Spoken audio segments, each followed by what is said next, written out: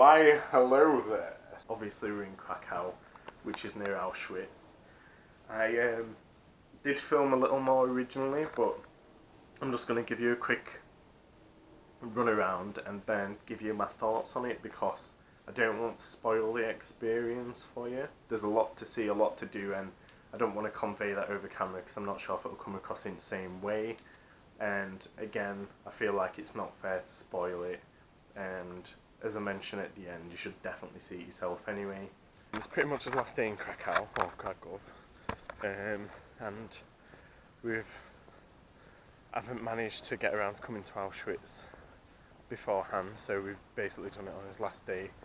We're just leaving now, and so I'm assuming on it people that watch these videos are a couple of members of my family and maybe a couple of my friends, but for those that watch that don't know me, in certain areas, especially death and things like this, I am slightly autistic or unemotional. Like, it's not that I'm insensitive, my brain literally doesn't comprehend it.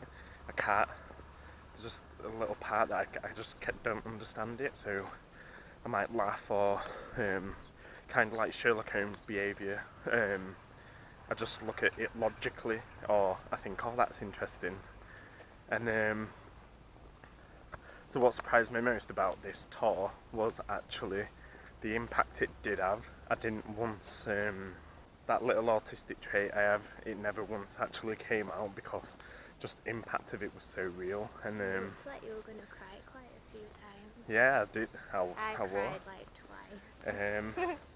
It was just the scale. Really I didn't realise the scale of what it was. It was the human hair. When you go into the room with all the human hair, that was just shocking. And but another worst thing about it, so past couple of days weather were meant to be rubbish, but it were actually beautiful. I mean, so if you're going to be wrong about it, let it be about that. But scariest thing is, unless you humanise it, both Auschwitz and what's this one called? Auschwitz 2, but I can't remember. Auschwitz 2, it's got a different name, man. It's like Destiny. I can't remember, sorry. But the locations themselves, and even within the camps, they're beautiful. The roads in between the buildings look beautiful.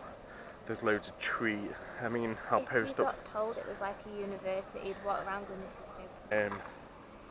But that just made it that much harder to believe what were actually going on.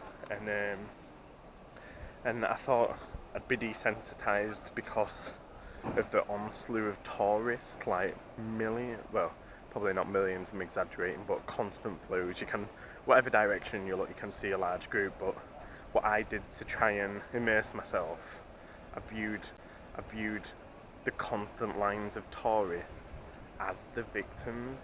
So if you imagine all these people lining up and in crowds going through one building and another, that's probably quite similar to what actually happened. And despite how touristy it is and everything, I do recommend that everyone sees it and learns about it. It's you said at the end it's like a warning. yeah, it's like a warning. We don't want to repeat past mistakes. But yeah.